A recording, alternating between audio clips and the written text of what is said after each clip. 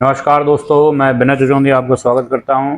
आज नया टॉपिक है हिस्ट्री का, भारत पर अरबों और तुर्कों का आक्रमण। तो इस टॉपिक में हम लोग देखेंगे कि भारत पर इस्लाम धर्म का जो प्रारंभ हुआ या इस्लाम धर्म का जो आगमन हुआ वो आपके अरबों के आक्रमण के साथ ही प्रारंभ हुआ। तो आज हम लोग इसी टॉपिक को कवर करते हैं। ठीक, चलिए प्रारंभ करते हैं। अगर आप चैनल पर नए हो तो चैनल को सब्सक्राइब अवश्य कर लें। चलिए, पहला है, मैंने एरो बना के कुछ लिखा है, जरा आप इसको देखेंगे तो और क्लियर होगा कि भारत में इस्लाम धर्म का आगमन अरबों के नेतृत्व में हुआ। अरबों के नेतृत्व में इस्लाम धर्म आया, इसके पहले भारत में इस्लाम धर्म नहीं था। पहला जो सफल आक्रमण है वो 712 में 17 वर्ष के लड़के मोहम्मद बिन कासिम ने सिंध क्षेत्र पर किया। वहां का जो शासक था दाहिर, वहां का शासक कौन था? दाहिर, जिसकी राजधानी आरौर थी। दाहिर की राजधानी क्या थी? आरौर। और जब इनका युद्ध हुआ तो कहेंगे राबौर के युद्ध में दाहिर को मोहम्मद बिन कासिम के साथ संघर्ष करता हुआ मारा गया। यानी दाहिर जो है राबौर के युद्ध में संघर्ष करता हुआ मारा गया। ये थोड़ा मुख्य पॉइंट थे जो मैंने आपको लिखे हैं और इन्हीं पॉइंटों के अब आगे हम लोग पढ़ेंगे। हम लोग बात करते हैं कि मोहम्मद बिन कासिम ने कहां और कैसे कैसे आक्रमण किए। सिंध क्षेत्र पर इसने आक्रमण किया। इसने 4 भागों में उसको बांटा अपनी योजना को। तो पहला आक्रमण जो इसने किया वो बेवन पर किया। कहां पर किया? बेवन। पहला सिंध क्षेत्र के बेवन प्रांत पर इसने आक्रमण किया। इसके बाद इसने आरौर विजय की। कहां पर आक्रमण किया? आरौर। आरौर मैंने अभी आपको बताया था सिंध क्षेत्र की राजधानी दाहिर की थी, जहां पर इसने आक्रमण किया और यहां पर इसने विजय यानी आरौर पर कब्जा प्राप्त कर लिया, राजधानी पर। इसके बाद इसका तीसरा आक्रमण था राबौर पर। कहां पर था? राबौर पर, जहां पर अभी इसके पहले जो पॉइंट था बताया था दाहिर युद्ध करता हुआ मारा गया। इसके बाद चौथा आक्रमण था मुल्तान पर, और मुल्तान के बारे में मैंने आपको बताया था कि इसको यहाँ से इतना सोना मिला कि इसका नाम इसने मुल्तान से बदलकर क्या रख दिया? स्वर्णनगर रख दिया। तो इसके द्वारा ये 4 आक्रमण किए गए थे, बेवन, आरौर, राबौर और मुल्तान पर। तो मेरे हिसाब से मोहम्मद बिन कासिम के जो आक्रमण थे वो आपको क्लियर हो गए कहाँ कहाँ कैसे कैसे थे। यही मोहम्मद बिन कासिम एक ऐसा शासक था जिसने सर्वप्रथम जजिया कर लगाया सिंध क्षेत्र पर रहने वाले हिंदुओं पर, और हिंदुओं के साथ बौद्धों पर भी जजिया कर लगाया। पहला शासक था। तो अब जजिया कर की बात आ गई तो जजिया कर को डिटेल में पढ़ते हैं, कब किस शासक ने लगाया और किस शासक ने इसको खत्म किया। चलिए अब बात करते जजिया कर। जैसा कि मैंने बताया कि मोहम्मद बिन कासिम पहला मुस्लिम शासक था जिसने सिंध क्षेत्र के रहने वाले हिंदुओं के साथ साथ बौद्धों पर भी जजिया कर लगाया। आपको बता दूं कि जजिया कर जो है हिंदुओं में सभी वर्गों पर नहीं लगाए जाते थे। कहां कहां लगाए जाते थे? इससे ब्राह्मण, महिलाएं, बच्चे, अपाहिज, साधु सन्यासी, भिखारी इत्यादियों को मुक्त रखा जाता था। किससे? जजिया कर से। फिर से सुन लीजिए, ब्राह्मण, महिलाएं, बच्चे, अपाहिज, साधु सन्यासी एवं भिखारियों को इससे मुक्त रखा जाता था। फिरोज शाह तुगलक जो हिंदू माता का पुत्र था और इसने जजिया कर पहली बार 1376 में, फिरोज शाह तुगलक ऐसा मुस्लिम शासक था जो हिंदू माता का पुत्र था, उसने 1376 में ब्राह्मणों पर भी जजिया कर लगा दिया। 1376 में ब्राह्मण पर भी जजिया कर लगा दिया। अगला आता है अकबर। 1564 में अकबर ने जजिया कर को पूर्ण रूप से समाप्त कर दिया, लेकिन 1679 में औरंगजेब ने पुनः एक बार जजिया कर को लगा दिया। जजिया कर को अंतिम रूप से समाप्त करने का पूर्ण रूप से श्रेय मोहम्मद शाह को जाता है, जो मुगल शासक थे, उत्तरवर्ती मुगल शासक थे, और 1720 में इन्होंने जजिया कर को पूर्ण रूप से समाप्त कर दिया। तो जजिया कर के ही साथ हम लोग ने जजिया कर एक साथ पूरा पढ़ लिया, क्योंकि जजिया कर एक इम्पॉर्टेंट टॉपिक है, इससे प्रश्न आते रहते हैं। लेकिन मोहम्मद बिन कासिम के बाद भारत पर अरबों के बाद तुर्कों के आक्रमण हुए। तो अब हमने अरबों के आक्रमण पढ़ लिए, अब हम लोग पढ़ते हैं तुर्कों के आक्रमण। चलिए भारत में जो तुर्कों का आक्रमण हुआ वो क्रम ये है। जो सबसे पहले हम जिसकी बात करेंगे वो है सुबुक्तीन। जो सुबुक्तीन था उसने 1986 में भारत पर आक्रमण किया। तो इसका इतिहास हम लोग जान लेते हैं कि सुबुक्तीन कौन था, जिसका जो कार्यकाल था वो 1977 से 1997 तक था। तो पहले सुबुक्तीन का कार्यकाल जान लेते हैं, फिर चर्चा करेंगे महमूद गजनबी का जिसने भारत पर आक्रमण किया, फिर करेंगे मोहम्मद गौरी की बात जिसने भारत पर आक्रमण किया। तो ये 3 आक्रमणकारी थे, तुर्की आक्रमणकारी, जिनके बारे में हम लोग एक एक करके पढ़ते हैं। तो देखिए सबसे पहले बात करते हैं सुबुक्तीन की। सुबुक्तीन था कौन? तो मैं आपको बता दूं कि एक तुर्की था जिसका नाम था अल्पतगीन। ठीक है, क्या नाम था? अल्पतगीन। ठीक, ये तुर्की था। इसका उत्तराधिकारी कौन था? इसका जो उत्तराधिकारी था वो था आपका सुबुक्तीन। ये इसका उत्तराधिकारी ये था। और ये था कौन? तो ये जो था ये था आपका एक गजनी नाम का स्वतंत्र तुर्क राज्य की स्थापना करने वाला व्यक्ति। ये कौन था? गजनी की स्थापना करने वाला व्यक्ति। गजनी एक स्वतंत्र राज्य था जिसकी स्थापना करने वाला व्यक्ति कौन था? अल्पतगीन। और इसका उत्तराधिकारी कौन था? सुबुक्तीन, जिसने भारत पर आक्रमण किया। इसी सुबुक्तीन का उत्तराधिकारी था आपका महमूद गजनबी। इसी सुबुक्तीन का उत्तराधिकारी कौन था? महमूद गजनबी। महमूद गजनबी एक ऐसा शासक था, फिर से सुनिए, महमूद गजनबी एक ऐसा शासक था जिसने सुल्तान की उपाधि धारण करने की, और यह पहला तुर्क था। यानी कि सुल्तान की उपाधि धारण करने वाला, सुल्तान की उपाधि धारण करने वाला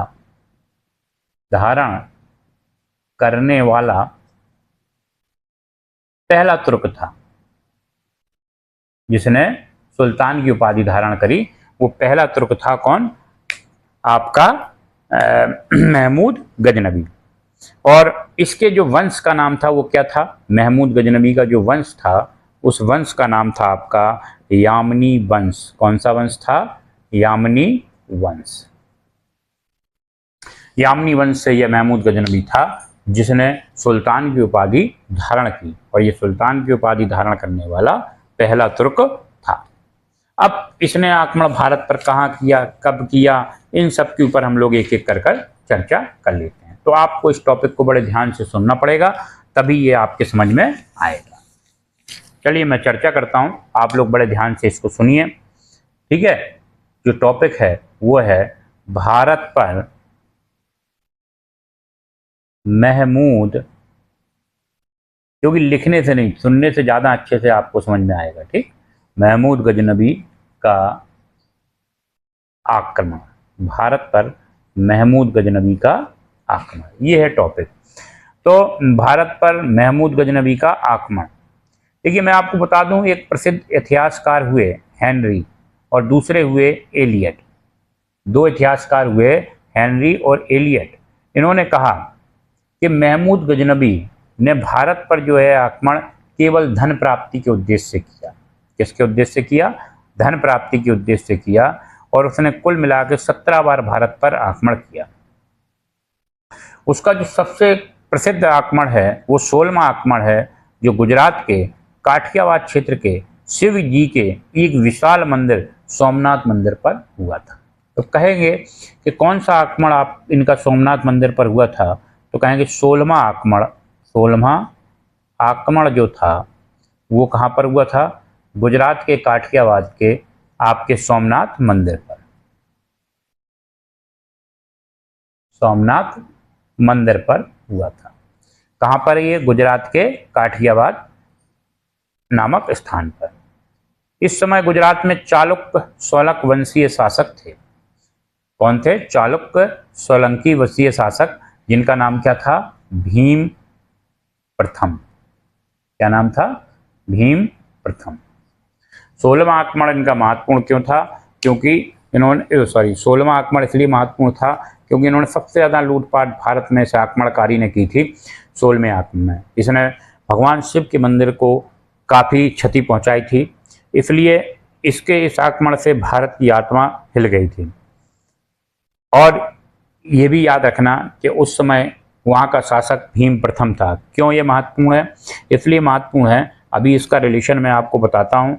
ये जैन मंदिर से रिलेशन है इसका, जो कि आपका माउंट आबू पर्वत के पास स्थित है, दिलवाड़ा का जैन मंदिर। इसका भीम प्रथम का उसी से संबंध है, तो मैं इसके बारे में भी चर्चा करूँगा। तो पहले एक एक करके टॉपिक देखते हैं। महमूद गजनबी जो था, इसकी सेना में 2 हिंदू सेनानी भी थे, एक सेवंद राय और एक तिलक। कौन कौन? एक सेवंद राय और एक तिलक। मैं लिखे दे रहा हूं नाम। 2 सेनानी थे, एक था आपका सेवंद राय और दूसरा जो सेनानी था वो था तिलक। ये हिंदू सेनानी थे महमूद गजनबी की सेना में। महमूद गजनबी विद्वानों का एक महान संरक्षक बताया जाता था। इसके संरक्षण में कौन कौन विद्वान थे? इनके संरक्षण में थे अल बरूनी, दूसरे उल्बी, तीसरे फिरदौसी, चौथे बिहाकी। अब इनको हम लोगों ने 4 को पढ़ा, लेकिन सबसे ज़्यादा महत्वपूर्ण जो है फिरदौसी की एक किताब है जिसका नाम है शाहनामा। और यह शाहनामा क्यों फेमस है? क्योंकि इसको हम लोग अफ़गानिस्तान का महाभारत कहते हैं। फिरदौसी की एक किताब है जिसका नाम है शाहनामा। और शाहनामा क्यों फेमस है? क्योंकि इसको हम लोग अफ़गानिस्तान के महाभारत के नाम से भी जानते हैं। फिरदौसी की किताब है शाहनामा। इसको क्यों प्रसिद्ध है? क्योंकि इसको अफ़गानिस्तान के महाभारत के रूप में जाना जाता है।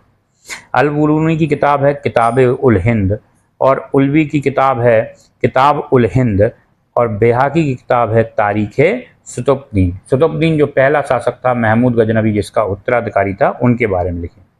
बेहाकी को लैनपुर का, देखो ये बहुत इंपॉर्टेंट है, मैं लिखे दे रहा हूं। बेहाकी जो थे, बेहाकी को लैनपूल, ध्यान रखना, ये लैनपूल एक लेखक थे जिन्होंने इसको पूर्वी पेप्स, ये देखिए, हाँ, पूर्वी पेप्स कहा। क्या कहा? पूर्वी पेप्स कहा। याद रखना, पूर्वी पेप्स किसको कहा लैनपूल ने? तो बेहाकी को कहा। ये याद रखने वाली चीज़ है। फिरदौसी की शाहनामा और बेहाकी को किसने पूर्वी पेप्स कहा? तो लैनपूल ने कहा। तो महमूद गजनबी का इतिहास यही है। महमूद गजनबी से रिलेटेड मैंने क्वेश्चन आपको बता दिया कि महमूद गजनबी से रिलेटेड यही क्वेश्चन आएंगे, लेकिन बस आपको ये याद रखना है कि जिस समय महमूद गजनबी का भारत पर आक्रमण हुआ था, उस समय वहाँ का शासक भीम प्रथम था, और भीम प्रथम का संबंध मैंने आपको बताया। इसका जो मंत्री था उसका संबंध था दिलवाड़ा के जैन मंदिर से। ठीक, तो इनके ऊपर हम लोग चर्चा करेंगे। लेकिन अब हम आगे बढ़ते हैं और हम लोग बात करते हैं मोहम्मद गौरी की। किसकी बात करते हैं? मोहम्मद गौरी की। तो मोहम्मद गौरी के बारे में हम लोग जब चर्चा करेंगे, तो मोहम्मद गौरी के बारे में आप लोग सभी लोग बहुत सुना होगा, क्योंकि इनके पृथ्वीराज चौहान से 2 युद्ध हुए थे, तराइन का प्रथम युद्ध और तराइन का द्वितीय युद्ध। ये दोनों युद्ध महत्वपूर्ण थे। पहले युद्ध में इसको हरा दिया जाता है, दूसरे युद्ध में यह पृथ्वीराज चौहान से जीत जाता है। तो इन्हीं दोनों युद्धों के बारे में ये, क्योंकि परीक्षा में सबसे ज़्यादा पूछे जाते हैं, तराइन का प्रथम युद्ध और तराइन का द्वितीय युद्ध। तो हम लोग बात करते हैं मोहम्मद गौरी की। किसकी? मोहम्मद गौरी। मोहम्मद गौरी, हम लोगों ने बात करी मोहम्मद गौरी की। ये मोहम्मद गौरी कौन था? तो महमूद गजनबी के बाद तुर्कों में जिसका आक्रमण भारत पर हुआ वह मोहम्मद गौरी था। महमूद गजनबी के वंश का नाम यामनी वंश था और मोहम्मद गौरी के जो वंश का नाम था वो कौन था? याद रखना, मोहम्मद गौरी के वंश का नाम था। आपसे मैं वैसे ट्रिक से बताऊंगा तो आपको कहो याद हो जाए कि गौरी के लिए शंख बजाया, शंखवानी वंश से था। ठीक है, मोहम्मद गौरी किस वंश था? शंखवानी वंश से था। और वो किससे था? यामनी वंश से था। मोहम्मद, अब दोनों की तुलना है इसमें आपको समझ में। महमूद गजनबी का जो उद्देश्य था वो क्या था? भारत से धन की प्राप्ति, जबकि मोहम्मद गौरी का उद्देश्य था भारत में राज्य की स्थापना करना। फिर से सुनिए, महमूद गजनबी का उद्देश्य था भारत से धन की प्राप्ति, जबकि मोहम्मद गौरी का उद्देश्य था भारत में राज्य की स्थापना करना। महमूद गजनबी के विपरीत मोहम्मद गौरी को भारत में कुछ पराजयों का भी सामना करना पड़ा। मोहम्मद गौरी को भारत में कुछ पराजयों का भी सामना करना पड़ा। उसका पहला आक्रमण 1775 में, लिखे दे रहा हूं, पहला आक्रमण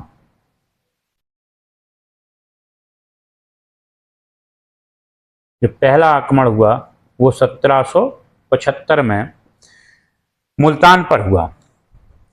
उसे भारत में पहली पराजय का सामना 1178 ईस्वी में करना पड़ा, जब वह राजस्थान के माउंट आबू पर्वत के समीप गुजरात के प्रसिद्ध चालुक्य वंशीय शासक भीम द्वितीय से पराजित हुआ। दूसरी पराजय का सामना, पहली पराजय क्या हुआ? पहली पराजय कब थी इसकी, ये भी लिखे दे रहा हूं। पहली पराजय सुनते जाना, सुनने से आपको याद होगा। पहली पराजय जो इसकी रही है वो 1178 ईस्वी में रही है। और किससे रही है? भीम द्वितीय से। ठीक है, और इसके बाद आ जाओ, इसकी जो दूसरी पराजय रही है, दूसरी पराजय रही है जो 1191 तराइन का युद्ध, जो कहाँ पर हुआ? हरियाणा में। मैंने आपको अभी बताया ना, पृथ्वीराज चौहान से यह पराजित हुआ। किससे पराजित हुआ? पृथ्वीराज चौहान से पराजित हुआ। ठीक, तो पहली पराजय 1178 में भीम द्वितीय से, दूसरी पराजय 1191 ईस्वी में पृथ्वीराज चौहान से। और 1100 इसी के बाद तराइन का जो दूसरा, ये ध्यान रखना, तराइन का युद्ध है, मैं फिर लिखे दे रहा हूँ। देखिए, तराइन का प्रथम युद्ध कब हुआ था पूछा जाता है, ये हो गया। ठीक है, इसके बाद आ जाओ तराइन का दूसरा युद्ध। तराइन का दूसरा युद्ध कब हुआ? दूसरा युद्ध हुआ 1192 में। ठीक, पृथ्वीराज चौहान को इसने पराजित कर दिया। इसके बाद इसका जो युद्ध हुआ 1194 में, ये भी महत्वपूर्ण था। ये था चंद्रवार का युद्ध। चंद्रवार का युद्ध, चंद्रावर का युद्ध। और ये भी महत्वपूर्ण है क्योंकि इसमें मोहम्मद गौरी ने गहवार के शासक जयचंद्र को पराजित कर दिया। किसको पराजित कर दिया? जयचंद्र को। इसमें 3 युद्ध बहुत महत्वपूर्ण परीक्षा पूछे जाते हैं: तराइन का प्रथम युद्ध, तराइन का द्वितीय युद्ध और चंद्रवार का युद्ध। इसके बाद ये जीत गया, भारत पर काफी क्षेत्रों पर इसका कब्जा हो गया। इसके बाद इसने भारत के जीते हुए क्षेत्रों को, जो जीते, इसने अपने गुलाम प्रतिनिधि कुतुबुद्दीन ऐबक को उसका संरक्षक बना दिया और वह वापस गजनी चला गया। दोबारा वह भारत कब आया? 1205 में। 1205 में दोबारा भारत आया। इस बार खोखर नामक एक जाति के साथ संघर्ष के दौरान इसकी मृत्यु हो गई। खोखर नामक, ध्यान रखना, जाति के साथ संघर्ष के दौरान इसकी मृत्यु हो गई। लाहौर के तुर्क अधिकारियों ने मोहम्मद गौरी द्वारा जीते गए क्षेत्रों को